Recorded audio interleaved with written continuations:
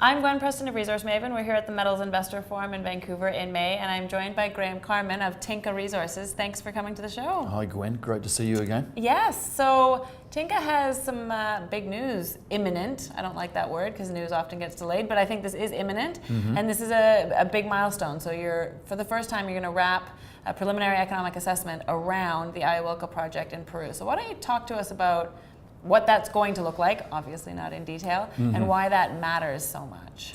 Well, it's the first, as you say, the first economic analysis of the property, of the zinc property that we've been working diligently over the last 3 or 4 years. We built the resource into a very significant zinc deposit. It's grown up to it's over 50 million tonnes of zinc mineralisation there now, and we're going to wrap a PEA around that. So it's exciting.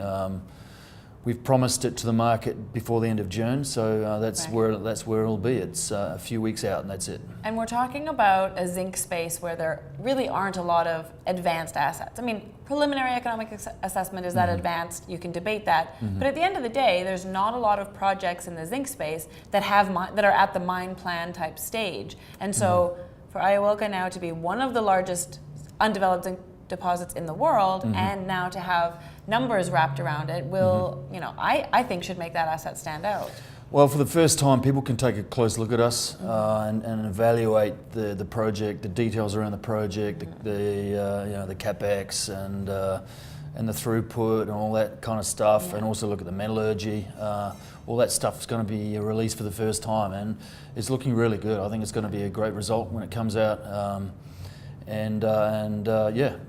as you say, it's definitely one of the largest undeveloped zinc projects, certainly held by a junior, within a mining belt. Peru is the second largest zinc producer in the world. We're right in the middle of the belt, so we're surrounded by mines. So we believe this will be a mine in the not too distant future. Yeah.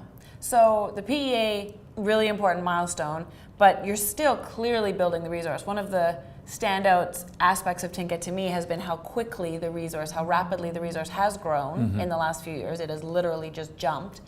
And you're certainly hoping to continue that trend. This year you have some pretty interesting exploration targets that you're, like drill results imminent, coming out shortly, and then more testing to come in the near future here. Yeah, so we've started drilling. We started drilling last month, initially with the 1 rig. We're hoping to get that to 2 rigs or more later in the year. The resource is still open along strike, particularly to the north, and also at depth. So we're testing both those targets. Last year we found a repetition of the mineralized zone beneath the resource. So we're going to be testing that idea with some more holes, plus drilling the extensions, particularly to the north. And one of the things that I've liked about projects in this market is projects that I think are strong, but then also have the potential for excitement. So clearly the strength is there, big resource, now a PEA coming out on that resource. But the potential for excitement here, I mean, when you discovered that repetition, like you said, beneath the resource last year, that was a phenomenal intercept, wasn't it? 44% zinc, something like that. Exactly so right. That's the kind of opportunity that might be ahead of us here. Absolutely, and obviously keeping our fingers crossed that we can come up with more of those sorts of intercepts. But also, the company's fully funded for this year. We're cashed up. We've got at least $10 million in the bank.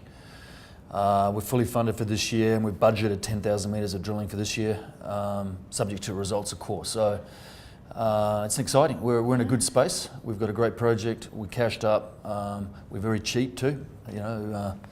And that is just a factor of the zinc space, right? Which isn't getting a lot of investor love, but which is a very bullish space, I would say, if you have a medium-term outlook. Yeah, fundamentally, zinc still is in shortage. There's been some production come to market recently, but all of the experts are predicting a shortage next year and beyond again. So fundamentally, zinc looks fantastic. There's a lot of kind of noise at the moment in the market, as we all know, but it's a real project. It's a great resource, and people should take a close look at Tinka. Absolutely. Well, I look forward to keeping up with a lot of news flow in the next little while, so thanks again. Thanks a lot. Thanks, Gwen.